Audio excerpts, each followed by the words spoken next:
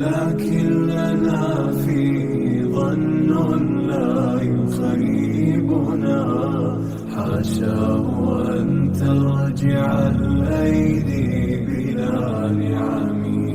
كم جاد من فضله قبل السؤال، وكم أعطى وأغنى بمحض الجود والكرم. الله يعلم ما نشكو من الألم، وما نعانيه من ضيق ومن سقم.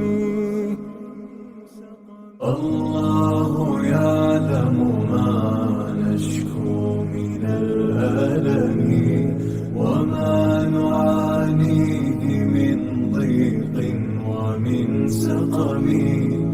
لكن لنا فيه ظن لا يخيبنا، حاشاه أن ترجع الأيدي بلا نعم.